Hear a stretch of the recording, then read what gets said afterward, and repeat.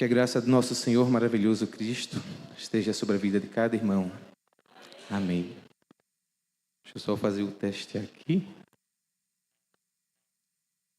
É para cá?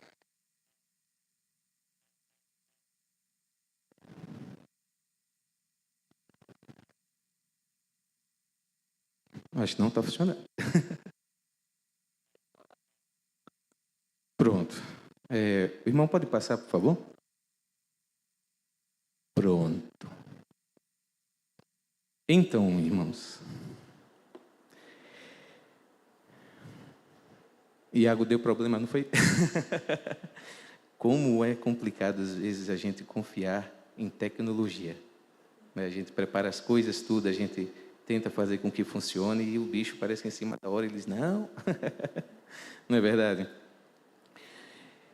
É interessante como a gente, às vezes, depende de certas coisas. E essas coisas simplesmente falham. Quem aqui já tentou usar o celular e ele deu problema, simplesmente deu problema?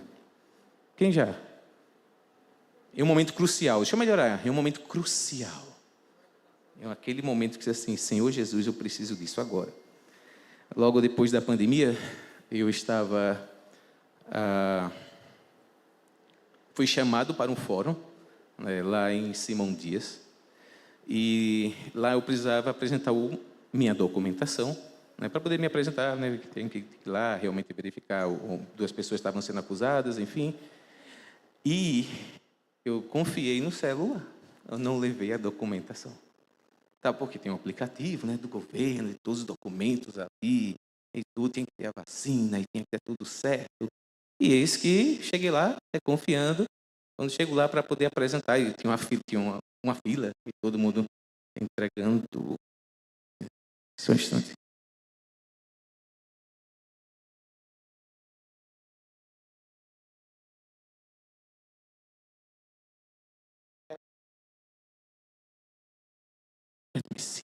Não? Tudo bem. Eu acho que tem que ser para lá mesmo. Mas não está funcionando. Tem problema. Opa. Esse que está vivo. Pronto. É um slide. Eu tenho aí, o nome é Sequidão Espiritual. Eu acho que nesse aí, isso aqui está desatualizado. Pronto, esse aqui mesmo. Pronto. Beleza. Então, irmãos, voltando. Estava uma fila, várias pessoas apresentando a documentação, e quando chegou a minha vez, fui apresentar o celular e nada de abrir. Colocava para ele abrir, para apresentar a minha documentação e nada. E tinha um horário que eu tinha que chegar lá e provar que eu estava lá presente. E estava confiando, vamos, abre o celular. Iniciei 1, 2, 3 vezes e nada de chegar. E tinha um horário. Aí o policial estava olhando para mim, esperando, conversando com ele. Senhor, misericórdia. E mais ou menos uns 3 minutos faltando para eu poder adentrar. Aí finalmente ele abriu. Então fui lá, me apresentei, provei que realmente eu era eu, e pude adentrar ali aquele local e não recebi uma penalidade que deveria ser colocada ali naquele momento. Então, isso, estamos falando de um celular, E quando de repente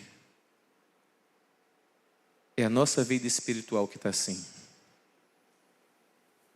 Eu estou querendo falar nesse momento para o seu coração.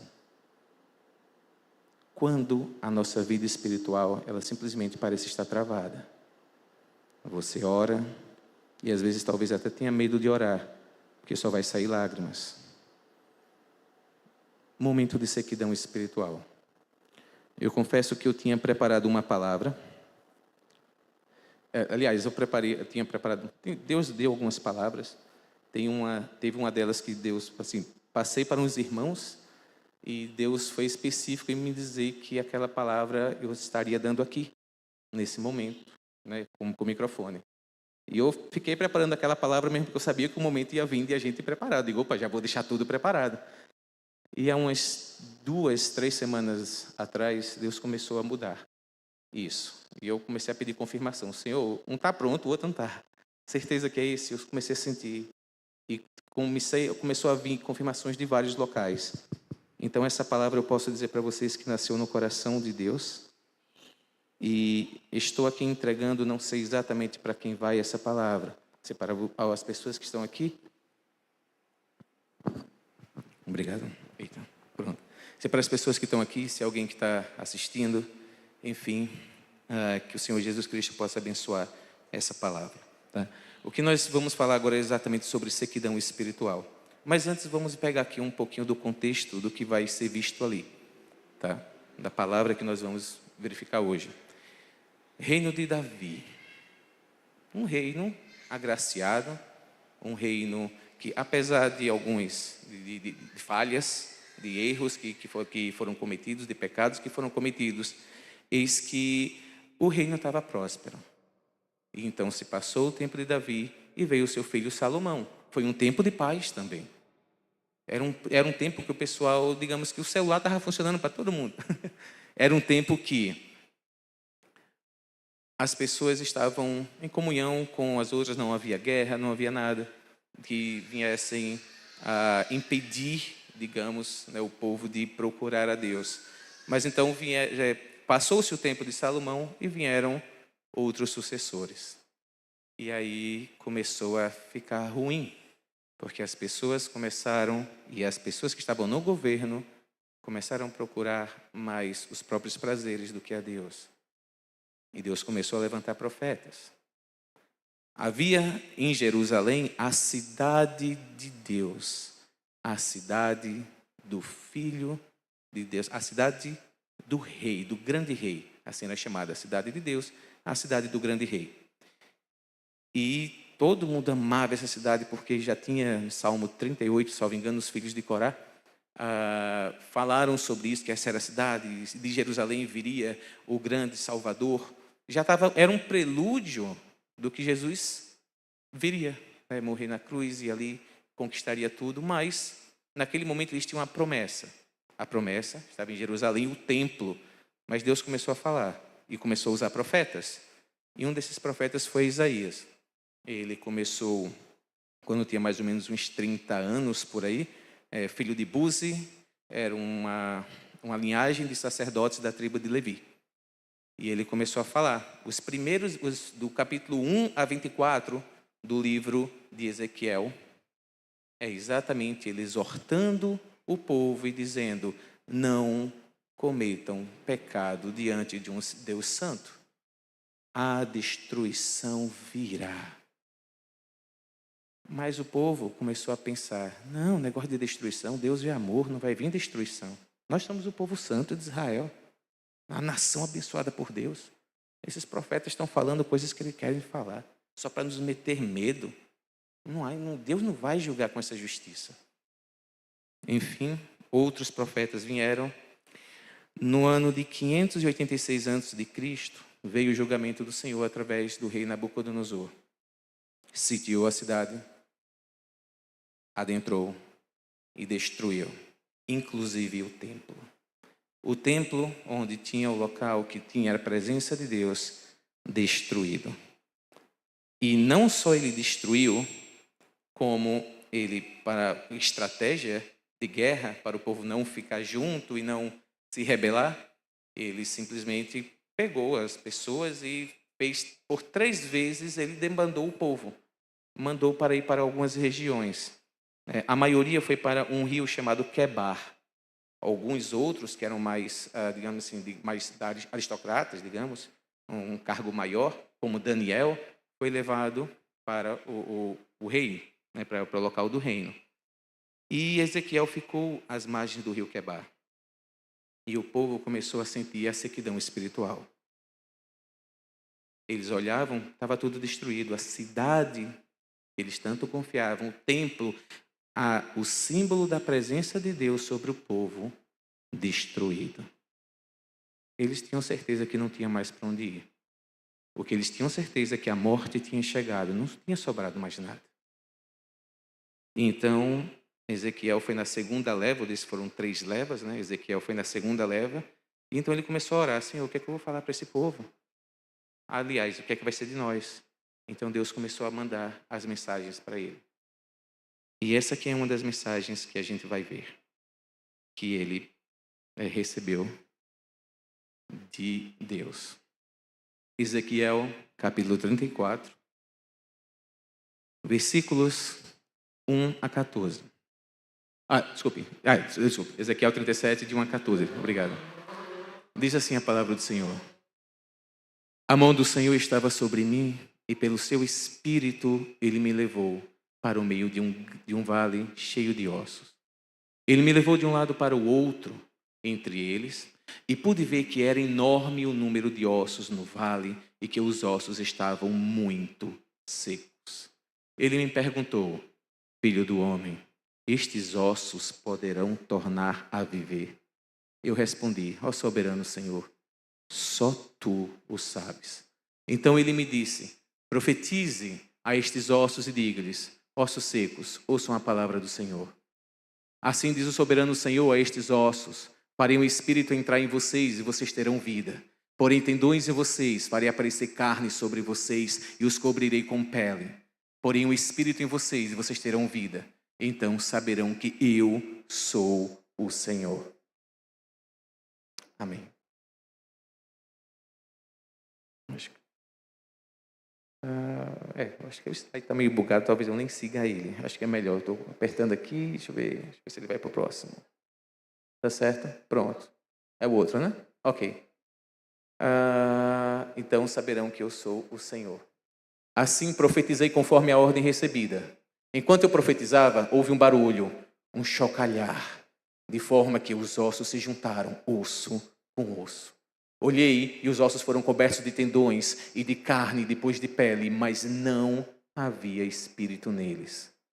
A seguir ele me disse: profetize ao espírito, profetize, filho do homem, e diga-lhe assim, diz o soberano Senhor: venha desde os quatro cantos, ó espírito, e sopre dentro desses mortos para que vivam.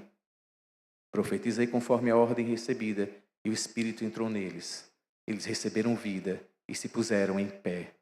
Era um exército enorme. A partir daqui, acho que vou deixar o slide. Ok.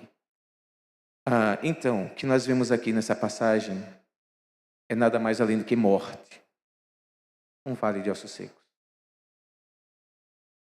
Vai se fazer o que com ossos secos? Não tem o que fazer, a não ser para aquele que sabe o que fazer. E Deus deu exatamente essa visão. Eu queria primeiro verificar a definição de morte, já que estamos falando de morte. Aqui está o dicionário Aurélio, e nós temos aqui significado de morte: cessação completa da vida, da existência de algo ou de alguém, óbito, falecimento. Eles não imaginavam nem a sua morte. Nós temos aqui a primeira definição de morte: cessação da vida, óbito. E o segundo: falta de existência, de ausência definitiva de alguma coisa, extinção, morte de uma espécie, morte da esperança, morte de uma planta. Nós estamos aqui vendo dois tipos, na verdade, que ele fala de morte. Um é a morte da vida, como nós realmente conhecemos, né? Esse corpo aqui, ele vai ser finalizado. Então, a alma e o espírito, eles permanecem. E temos ali a alma. Bom, esses dois aqui, basicamente, eles, como eu posso falar, eles resumem a nós, certo? A nossa essência, a não ser por uma parte, o espírito, né? Acabou não aparecendo ali, mas o espírito, ele faz parte. Então, alma e espírito, uma vez que o nosso corpo morre, alma e espírito são eternos. Mas eu queria falar o outro tipo de morte. E quando o seu corpo está vivo, mas é como se sua alma tivesse morta. Você ora a Deus e até tem receio de orar a Deus, porque simplesmente você tem receio da resposta que pode vir. Vamos falar de fatores externos que podem contribuir com esses momentos. Família? Mas como assim? Família? Brigas no casamento é um fator que leva a pessoa a ela ficar triste. E essa tristeza, sendo se deixado levar, a pessoa pode entrar em sequidão espiritual. Brigas, traição, A pessoa está vivendo para outra pessoa, mas aí ela recebe a facada, digamos assim, que está sendo traída. Ninguém vai ficar alegre com isso, obviamente. A pessoa vai ser abatida, a pessoa vai ser abalada. Vícios, para quem mora com uma pessoa viciada, sabe o que é isso. O quanto isso pode deixar a pessoa para baixo e levar a um estado de sequidão espiritual. Morte, a morte de uma pessoa da família. A semana passada, nosso querido Iago trouxe uma palavra muito abençoada, por sinal, e falou exatamente disso, que devido à morte de uma pessoa muito querida dele, ele começou a entrar em um estado de sequidão espiritual. Então, são coisas, são fatores externos. Além disso, nós temos o quê? Temos, acho que já passou demais, não foi? Nós temos aquele aqui, amigos. As pessoas, às vezes, elas veem como aqueles, como é que eu posso falar? Os amigos de Jó, né? Com aquela palavra maravilhosa, como diz o povo, só que não. São palavras de destruição. Jó não tinha pecado, ele simplesmente falava, não, Jó, você tem pecado. Ele, mas eu não tenho, eu estou perante de... Não, Jó, você tem pecado. E então, há os fatores, a separação, quando você gosta muito de uma pessoa, essa pessoa simplesmente te abandona ou simplesmente deixa de andar com você, tem pessoas que vão sentir isso. Já vi isso acontecer de pessoas simplesmente ela entrarem em uma espécie de sequidão espiritual porque foi abandonada por pessoas, por amigos. O trabalho, conheço uma pessoa que uma vez estava conversando comigo e me doeu muito o coração quando essa pessoa falou, todos os dias, quando eu acordo para trabalhar, eu tenho vontade de morrer. Eu choro, literalmente choro, só em pensar em ir para o meu trabalho. Ele tinha investido a vida dele em uma carreira acadêmica na qual não estava mais suprindo ele. Tem gente que é por falta de trabalho. Acho que ele está realmente bugado. Ok, eu vou deixar para lá. Então, pessoas, enfim, às vezes há coisas que acontecem na igreja que podem levar a pessoa à sequidão espiritual. Eu já vi pessoas, elas ficarem muito abatidas porque ela estava louvando e chega outra pessoa e fala assim, para que isso tudo? Para que isso tudo?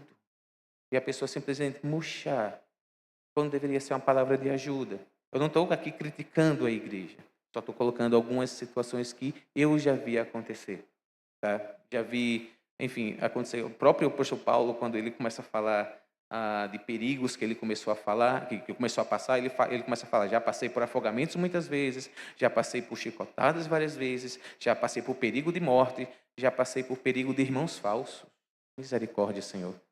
Infelizmente, é joio e trigo, a gente sabe disso. E há pessoas que com palavras, Provérbios já diz. Provérbios 18, 21. O poder da morte e da língua, aliás, o poder da vida e da morte está na língua. E aquele que bem a utiliza come do seu fruto. E, incrivelmente, eu acho, tem como, eu não sei, irmão, tem como parar só na imagem, mas fica melhor. Eu acho que ele vai ficar passando, ele não está em sincronia com o que estou falando.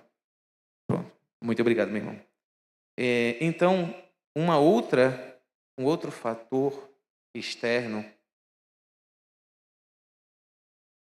incrivelmente, Deus, ele usa momentos de sequidão, momentos de silêncio para nos testar. É maravilhoso a gente louvar, a gente estar lá na glória, orando, quando nós estamos diante da presença de Deus, aquela presença tão maravilhosa. Mas, e de repente, se essa presença de Deus foi só um pouquinho silenciada, como nós ficamos? Nós oramos, buscamos, e parece que não flui, parece que tem algo bloqueando. O que fazer nessas situações? C.S. Lewis, o que escreveu As Crônicas de Nárnia, ele escreveu um livro bem interessante chamado Carta de um Diabo ao Seu Aprendiz. É basicamente um demônio escrevendo uma carta, ensinando ao seu aprendiz diabinho, digamos, né, Vermelindo, salvo engano o nome dele, como é que nós funcionamos. E ele começa a falar, cada uma carta tem um tema. Ele fala, olha, Ele funciona assim, ele funciona dessa forma. A gente precisa agir assim para poder destruir ele. Eu peguei aqui algumas partes que ele fala o seguinte. O que está ensinando é um chamado fitafuso. E ele fala assim, Deus usa o distanciamento para que o homem aprenda a andar com fé e obediência, não só pelos sentimentos. E é assim que ele amadurece. Esse tipo de vale que passa de sequidão é inevitável, todo mundo vai passar. O segredo é como paciente a pessoa vai reagir. E essa obediência nesse momento de seca, sem sentir nada, é o temor do inferno. É quando o céu vibra, é quando nós, demônios, estremecemos. Porque essa é uma fé genuína. É quando você não sente. Então Deus pode silenciar em alguns momentos, para que a gente permaneça firme. E eu confesso para vocês, assim que Deus me confirmou que essa era a palavra, eu comecei a orar, imagina o que aconteceu. E eu comecei a orar, eu digo, Senhor, então eu estou na palavra errada, não é possível? Como é que eu vou falar de algo, eu vou falar como sair da sequidão, e eu estou na sequidão. Eu vou subir lá, eu vou falar de algo que eu não estou vivendo, isso é hipocrisia, não posso. Eu comecei a entregar isso a Deus, comecei a entregar isso a Deus, e até a minha esposa ficou falando, você está se debruçando muito, e eu digo, Senhor, o que está acontecendo? E eu continuei. Eu confesso para você, até eu pensei em falar até com o pastor, eu digo, o que está acontecendo aqui? Mas eu continuei, perseverei, e na manhã dessa terça-feira, quando eu fui orar, eu me rendi novamente, eu disse, Senhor, eu vou te louvar essa manhã. E foi através dos louvores que Deus me inundou numa graça tão grande. Foram tantas lágrimas que eu tenho receio de ter sido aquilo que acordou minha filha. De um momento tão maravilhoso que eu estava com Deus. Diante de tanta fraqueza, meus irmãos. Não vou dizer fraqueza, desculpe. Diante de tamanho sequidão espiritual. O que é que nós vamos fazer? Para onde ir? Quando fatores externos, eles nos atingem, o que é que nós vamos fazer? E então, nós temos Abacuque 3. No Abacuque 3, ele começa falando que existe um grande exército, mas ele começa a mostrar qual é a resposta de Deus sobre esse exército que está vindo. Eu que vou tomar a frente. Eu que vou castigar. Sou eu que vou tomar conta dessa situação. E Deus começa a falar a Abacuque tudo aquilo, a ponto no versículo 16 ele falar, os meus ossos estão como secos. E então, eu imagino que Abacuque, naquele momento que ele percebeu o que Deus estava fazendo, ele olhou talvez para o horizonte, e ele olhou assim e falou, peraí. Ele começou a olhar, ele viu a parreira, né, onde tem ali as uvas. Então ele parou e olhou ali e falou, peraí, e se aqui não tiver mais uva? Eu estou confiando na provisão de Deus. E se não vier a uva? Então ele olha para a oliveira, né, e fala, e se a azeitona não vier? Se nenhuma dessas videiras aqui, das oliveiras, elas produzirem. Então ele olha para o aprisco. Ele fala, e se essas ovelhas não estiverem aqui? Ele olha para o curral e fala, e se tudo isso aqui secar? Se eu estiver diante de uma situação de sequidão espiritual, qual é a resposta? Eu imagino que nesse momento ele para ver aquele momento e ele fala, e se isso aqui tudo secar? Eu acredito que ele olhou para o céu, respirou fundo e falou, e ainda que a videira não floresça, e ainda que não haja fruto na vide, e ainda que o produto da oliveira minta, e ainda que o campo não produza os mantimentos, e ainda que lá no aprisco todas as ovelhas não estiverem lá, elas forem arrebatadas, e ainda que o curral esteja vazio, todavia eu me alegrarei no Deus da minha salvação, eu me alegrarei naquele que é a minha fortaleza. Ele percebeu que não é a circunstância que ele olha que vai definir onde ele está. Ele pode estar passando por um momento espiritual, mas quem deu a palavra foi Deus, e Deus não é homem para que minta. Se Deus declarou algo sobre sua vida, desde que você realmente fique procurando Ele em santidade todos os dias, não se deixe levar por período de sequidão, Ele vai cumprir a palavra dEle, porque Ele não mente. Esse é o nosso Deus maravilhoso. Infelizmente não está ali, mas eu vou trazer aqui, né? Vou falar aqui agora de uma parte. Eu estava falando agora da parte externa, né? E quando é a parte interna? Há algo muito complicado dentro de nós. E aí a gente precisa lembrar do que está em Gênesis 3. Convido os irmãos para ler. Se o irmão puder colocar aí no telão Gênesis 3, agradeço muito, tá? Já que o slide está meio bugado ali. Gênesis 3, capítulo 1. Obrigado, meu irmão. Ora, a serpente era o mais astuto de todos os animais selvagens que o Senhor Deus tinha feito. E ela perguntou à mulher: foi isto mesmo que Deus disse? Não comam de nenhum fruto da árvore do jardim? Respondeu a mulher à serpente: podemos comer do fruto da árvore do jardim. Mas Deus disse: não comam do fruto da árvore que está no meio do jardim, nem toquem nele, do contrário vocês morrerão. Disse a serpente à mulher: certamente não morrerão. Deus sabe que no dia que dele comerem, seus olhos se abrirão, e vocês, como Deus, serão conhecedores do bem e do mal. Quando a mulher viu que a árvore parecia agradável ao paladar, era atraente aos olhos e, além disso, desejável para ela de se obter discernimento ou conhecimento, tomou do seu fruto, comeu e deu ao seu marido, que comeu também. É incrível como a gente... Eu já ouvi tantas vezes, talvez aqui na igreja a gente já tenha ouvido tantas vezes os irmãos falando assim: gente, por que Eva fez isso e Adão? Era só não ter comido. Olha só quanta coisa aconteceu de ruim por causa disso. Ele continua oferecendo, e tantos de nós continuam comendo todos os dias. Quando a gente vai procurar a palavra, infelizmente não está ali, eu iria mostrar, mas a palavra que fala sobre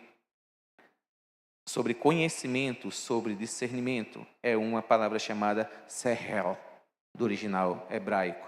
Ele quer dizer realmente entendimento, mas não é qualquer entendimento. É entendimento, discernimento com árbitro. Sabe o que é que isso quer dizer? O que Satanás ofereceu foi o seguinte: olha, Deus disse para você não comer? Não, peraí. Escolha você o que você quer ou não. Não precisa ouvir a Deus, decida você. Você, a partir de agora, decide o que é bom para você e o que não é. É esse o conhecimento que ele ofereceu. E exatamente qual foi a primeira ação? Pegar do fruto que Deus tinha dado para não comer. E quantas vezes a sequidão espiritual vem, porque a gente, no caso não estou falando aqui dos irmãos, mas em geral a humanidade continua comendo, infelizmente, ainda irmãos da igreja continuam comendo o mesmo fruto. É um cochicho maligno. Ei, pornografia não é ruim, não. Que negócio é esse? O seu corpo deseja, pegue. Trair, pode trair. Ninguém vai saber. Você acaba escolhendo. Deus diz: não coma desse fruto proibido. E você faz. Ei, fofoca. Negócio, Deus colocou na palavra, mas Deus é amor, né? Não. Está tranquilo. Deus está tranquilo com isso. E a gente acaba caindo. Falar mal dos outros. Ei, você não precisa ir para a igreja, não. Você pode adorar em casa. Deus disse na palavra dele, que é para ir para a igreja, mas escolha você. Você é o árbitro. Deixe Deus em segundo plano. Decida você o que é melhor para você. Deixe Deus para lá. O mesmo fruto. Sempre dado. E temos tantos exemplos, né? Ei, Você tem que andar com vestes, estou não só falando com mulheres, com homens, com todos. Você tem que andar com vestes que sejam dignas de uma pessoa de Deus. Você tem que, mas é isso que está dizendo a palavra. Isso aí é coisa de legalista. Precisa não. Não é só assim não, é conversa. O mesmo fruto sendo comido. Desobediência. E a gente entra em sequidão espiritual, muitas vezes por causa do pecado não confessado. Davi fala ele fala exatamente assim: quando eu calei o meu pecado, os meus ossos secaram. Falando de ossos secos. Eis um fruto que o pecado faz. Qual é o fruto do pecado, gente? O que é que o pecado faz? O fruto do pecado é a morte. Morte permanente e também morte espiritual. Enquanto você está aqui. E quantas pessoas não têm entrado nesse momento de simplesmente, em vez de dar ouvido à voz de Deus e dizer o que é que Deus está me dando tantos frutos para comer, por que é que eu vou logo para o proibido? Como se isso fosse bom para mim. Preciso ir para festas, preciso ir para bebedeira, preciso me entregar aos meus próprios prazeres, porque isso é bom. Não é essa mentira que é dada? E nós tantas vezes entramos em sequidão espiritual exatamente por causa disso. Está ali a palavra.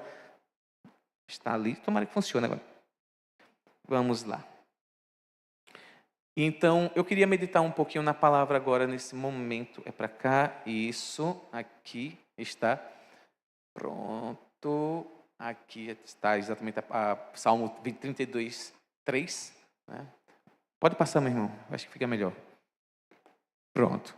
Vamos então meditar um pouco em Ezequiel. O que é que Ezequiel fala sobre isso aqui? A mão do Senhor estava sobre mim, e pelo seu espírito ele me levou para o meio de um vale de ossos, cheio de ossos.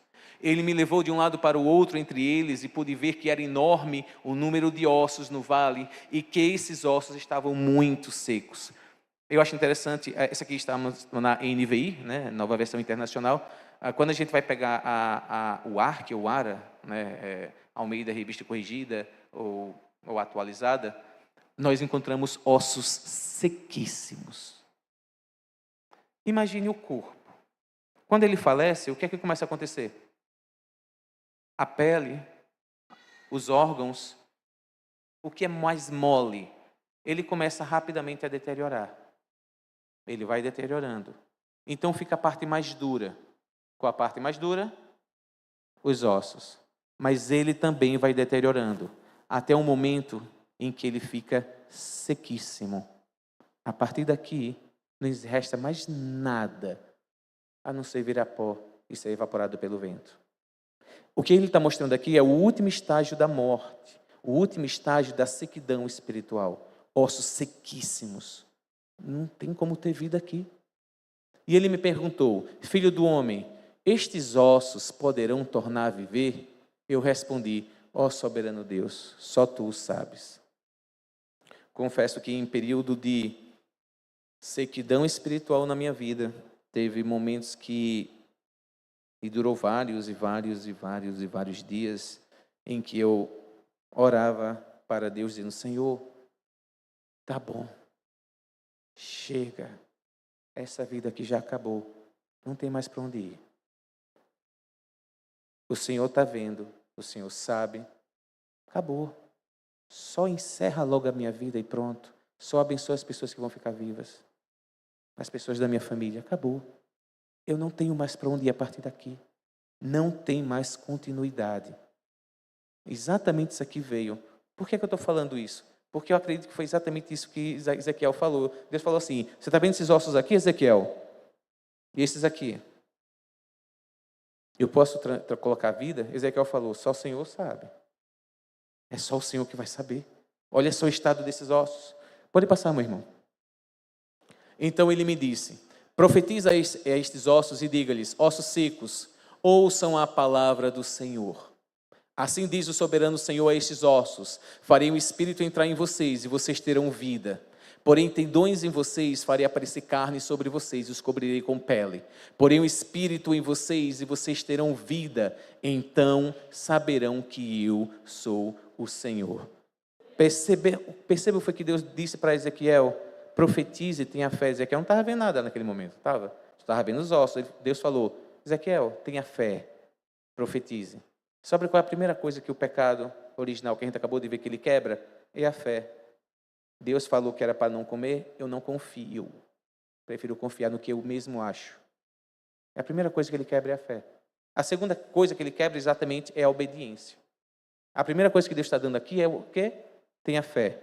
Eu vou fazer isso. Pode passar, meu irmão. Agradeço muito. Assim, profetizei conforme a ordem recebida. Enquanto eu profetizava, houve um barulho, um chocalhar, de forma que ossos se juntaram, osso com osso. Olhei e os olhos foram cobertos de tendões, de carne, depois de pele, mas não havia espírito neles. Amados, se primeiro veio a fé, depois vem o quê? Obediência. Deus deu uma palavra e disse, obedeça. Não só a gente falar, Senhor, o Senhor conhece o meu coração. O Senhor sabe como é que está aqui o meu coração, Senhor Deus. O Senhor sabe que eu te amo. Eu só não obedeço aqui, mas o Senhor sabe. Tomara que apareça. Pode passar o próximo slide? Pronto. Gênesis 22, do 9 ao 11. Amo essa passagem. Ele fala muito com essa parte que a gente fala assim, o Senhor conhece o meu coração. Aí eu estou assim, mas o Senhor conhece o meu coração. Não preciso tanto agir. Olha só, isso aqui está falando sobre Moisés, quando estava indo sacrificar o filho Isaque.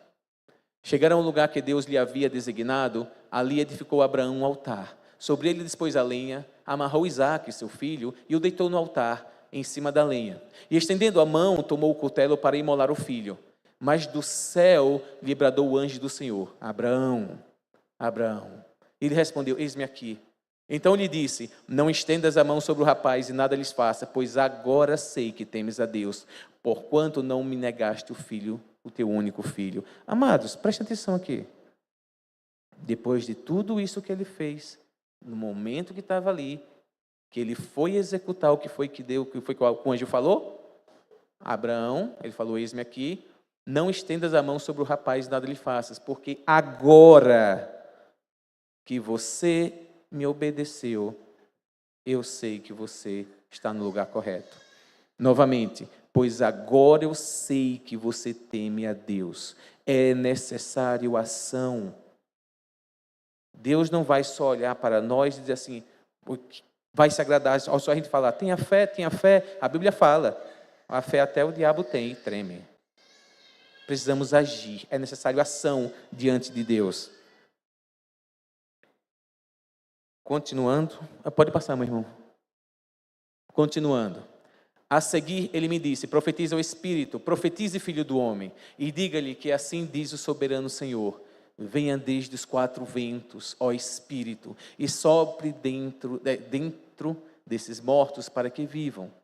Profetizei conforme a ordem recebida, e o Espírito entrou neles. Eles receberam vida e puseram em pé. Era um exército enorme. Você sabe o que foi que aconteceu aqui? Era necessário colocar vida nos ossos. A primeira coisa, sabe o que foi feita? Estrutura. Deus montou uma estrutura. Qual a estrutura ali necessária? Fé e obediência. A pessoa desistir de simplesmente escolher o que vai ou não obedecer. E decidir realmente quem é o Deus da sua vida. Quem é que sabe mais, você ou Deus? Foi montada uma estrutura através da fé e obediência. Mas o Espírito não estava neles. Sabe qual é a palavra aqui no original? Talvez apareça. Pode passar, meu irmão. Isso. Espírito. Agora ele resolveu funcionar o slide. Espírito. Pode passar, por favor? Aqui está a palavra no original. Muito bem. Irmãos, essa palavra, ruach, significa espírito, também significa vento. Pode passar mais um, por favor? também significa Espírito Santo, ou um espírito quando se respira rapidamente em estado de animação, agitação, entusiasmo, vivacidade ou vigor. Sabe o que é que Deus está mostrando aqui? Ele quer fé, Ele quer obediência. A partir do momento que você começa a consertar a sua vida diante dEle, e esquece que, quando você, a partir do momento, você fala assim: Senhor, do meu jeito tem dado errado. Eu tentei, eu tenho me lançado a certas coisas, está dando errado. Eu vou fazer do seu jeito agora, não do meu. Quando a gente faz isso, sabe quem é que vem sobre a gente? O Espírito Santo. E ele não vem de qualquer forma. Vem como se respira rapidamente, estado de animação, agitação, entusiasmo, vivacidade ou vigor. Há um Espírito Santo pulsando de alegria dentro das pessoas que entregam a vida para Cristo. Isso é promessa, meus queridos. Eu não sei se eu estou falando aqui com pessoas que são da igreja. Eu não estou querendo saber, enfim, quanto tempo você tem de igreja. A sequidão espiritual, ela pode chegar se você está sempre se entregando em santidade. Continue, meu querido. Continue, minha querida. Mas se for por causa de pecado, desista, em nome do Senhor Jesus. Se entregue a Ele. Há uma promessa que o Espírito Santo vem sobre você. Pode passar mais um, por favor? Porque aqui, isso aqui é a parte que ele está bugado. Pode passar novamente? Pronto. Deixa-me ver. Essa aqui é uma promessa. Eu gostaria de ler, eu não sei se vai aparecer ali, mas eu gostaria de ler rapidamente. 2 Crônicas 7,14. O que é que Deus quer de mim? O que é que Deus quer de você, meu amado? O que é que Deus quer de todos nós? Eu sei que... Bom, enfim, não precisa nem ler. Eu acho que essa passagem é bem conhecida. 2 Crônicas 7,14. Se o meu povo... Obrigado. Se o meu povo, que se chama pelo meu nome, se humilhar e orar e buscar a minha face e se arrepender, se afastar dos seus maus caminhos, dos céus eu ouvirei, perdoarei o seu pecado e vos sarará a sua terra. Sabe qual é a promessa aqui? Vamos parafrasear um pouco. Pode voltar, meu irmão, ao versículo. Bom, enquanto não aparece, o que ele está dizendo é: se você está passando por sequidão espiritual e é por causa de pecado, existe uma forma que Deus deseja que você tome. Se você se arrepender, se humilhar, orar, buscar a face, buscar a santidade de Deus, se entregar a Ele, mas não só uma vez, buscar e se afastar dos seus maus caminhos todos os dias. Ele vai ouvir você do santo trono dEle, Ele vai vir com a mão poderosa dEle e Ele vai sarar a sua vida. É uma promessa dEle. Ele vai fazer isso, o que Ele precisa, só que Ele, por mais que Ele tenha toda a capacidade de fazer isso, obviamente, Ele não vai simplesmente chegar para você e dizer assim: vou fazer isso porque eu quero. Ele determinou uma coisa: Ele quer colaboração da sua vida. Por que é que Ele não faz certas coisas na sua vida? Ele quer colaboração. Ele quer que você desista do seu próprio eu e diga: há um Deus e eu agora vou passar a servir a Ele por toda a eternidade. Vou confiar. Mas você não sabe como é minha carne. Eu já tentei tantas formas. Do seu jeito, meu querido. Do seu jeito, minha querida. Não vai dar certo. Quantas vezes você tentou do seu jeito? Deu certo? Nunca vai dar. Apenas há uma única forma de dar certo. Essa é a promessa de Deus. Pode passar, meu querido, para o próximo versículo? Então ele me disse: filho do homem, isso aqui é a promessa. Só para a gente finalizar aqui, essa aqui é a promessa de Deus. O que é que acontece quando você conserta a sua estrutura? O que é que acontece quando você se entrega a Deus? O que é que acontece quando Ele manda o Espírito Santo sobre você e você vive de novo e vive uma vida de alegria, não mais aprisionado pelo que você quer e o que você acha que é correto? Então ele me disse: filho do homem, estes ossos são todos os israelitas, o povo de Deus. Eles dizem: os nossos ossos se secaram e a nossa esperança desvaneceu-se. Fomos exterminados, não há mais esperança. Por isso profetize e diga-lhes que assim diz o soberano Senhor: ó meu povo, vou abrir os seus túmulos e fazê-los sair. Trarei de vocês de volta a terra de Israel, a terra prometida. Quando eu abrir os seus túmulos e os fizer sair, vocês, meu povo, saberão que eu sou o Senhor. Porei o meu espírito em vocês, e vocês viverão, e eu os estabelecerei na sua própria terra. Então vocês saberão que eu, o Senhor, falei e fiz, declara o Senhor. Esta é a promessa de Deus para cada um que está passando por sequidão. Para finalizar, meu querido, se você não está passando por nenhuma sequidão na sua vida, glória a Deus. Ajude quem está passando.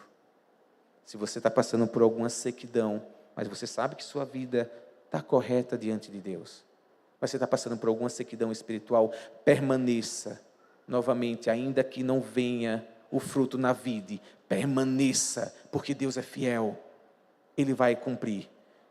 Se a sua sequidão espiritual vem por causa de pecado, não há outro caminho, arrependimento e busca. Não há outro caminho, a não ser buscar aquele que pode transformar a sua vida, em nome do Senhor Jesus. Amém.